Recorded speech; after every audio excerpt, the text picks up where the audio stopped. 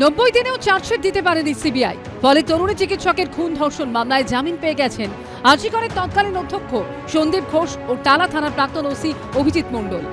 আর এতেই নতুন করে ক্ষোভের উদ্গীরণ শুরু হয়েছে। আরজিকর কাণ্ডে আদালতে দ্রুত সাপ্লিমেন্টারি চার্জশিট পেশ করতে হবে সিবিআইকে এবং রাজ্য সরকার সন্দীপ ঘোষের বিরুদ্ধে চার্জশিট জমা দেওয়ার জন্য এনওসি দিক।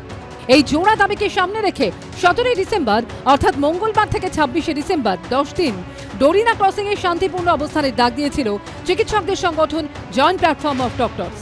কিন্তু উৎসবের মৌসুমে আইন শৃঙ্খলা পরিস্থিতি বিঘ্নিত হতে পারে এই কারণ দেখিয়ে জমায়েতের অনুমতি দেয়নি কলকাতা পুলিশ। এই পরিস্থিতিতে মঙ্গলবার হাইকোর্টের দ্বারস্থ হয় জয়েন্ট প্ল্যাটফর্ম অফ ডক্টরস। বুধবার মামলার শুনানি।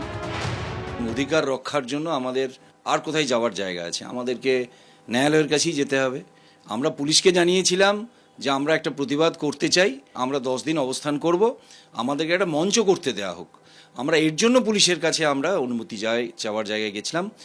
আমরা হাইকোর্টে যাচ্ছি ওটার জন্য যে আমরা একটা মঞ্চ বাঁধতে চাই, তার অনুমতি দেওয়া হোক। এই জন্য আমরা হাইকোর্টে যাচ্ছি। প্রতিবাদ করার জন্য কোনো আমরা অনুমতি বা এর জন্য যাচ্ছি না। প্রতিবাদ করা আমাদের অধিকার এবং আমরা প্রতিবাদটা করব।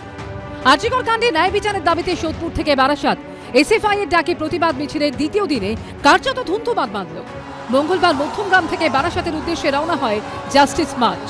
ন্যায় বিচারের পাশাপাশি ছাত্র সংসদ নির্বাচনের দাবিতে বিভিন্ন কলেজে ডেপুটেশন কর্মসূচিও ছিল এসএফআই এর। মিছিল বারাসাত কলেজের সামনে পৌঁছতেই তুলকালাম বাঁধে।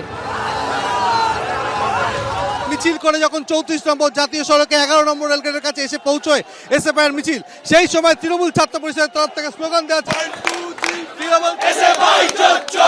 অভিযোগ এসএফআই এর পতাকা ছিঁড়ে দেওয়া হয়। ফ্ল্যাগটা ছিঁড়ে দিয়েছে। আমি পুলিশকে বলছি কত ক্ষমতার তালাটা খুলুক, কার কটা ফ্ল্যাগ আসতে থাকে আমরাও দেখব। ভেতরে কোনো এসএফআই এর ছেলে এই কলেজে নেই। এবার তারপরেও যদি তারা মিথ্যাচারণ করার জন্য বা মিথ্যা কথা বলার জন্য, যেটা তাদের ধর্ম যে মানুষকে বিভ্রান্ত করা, সেটা তারা বলতে পারে, সেটা নিয়ে আমাদের কোনো অভিযোগ নেই। বারাসাত গভর্নমেন্ট কলেজের সামনে মিছিল পৌঁছতে পরিস্থিতি আরো উত্তপ্ত হয়ে ওঠে। পতাকার বাঁধ দিয়ে শুরু হয় মান। আক্রান্ত হন এসএফআই এর একাধিক সদস্য। পরিস্থিতি সামাল দিতে গিয়ে রক্তাক্ত হন 2 পুলিশ আধিকারিক। আরজিকর কাণ্ডের প্রেক্ষিতে মঙ্গলবার স্বাস্থ্য ভবন অভিযান করে একাধিক সংগঠন। সন্দীপ সরকার, সমীরণ পাল ও ঝিরাম করঞ্চায়ের রিপোর্ট, এবিপি আনন্দ।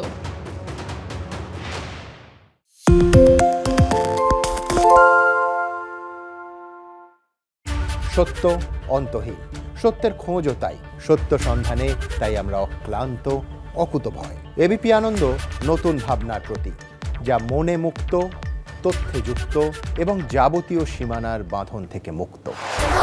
সীমা না শব্দটির মধ্যে লুকিয়ে আছে মানা শব্দটি, যেন চোখ রাঙানি এক অদৃশ্য বেড়াজাল, যা আটকে রাখে আমাদের এক ছোট্ট গণ্ডির মধ্যে। একমাত্র সঠিক খবরই গড়ে তুলবে এক মুক্ত সমাজ।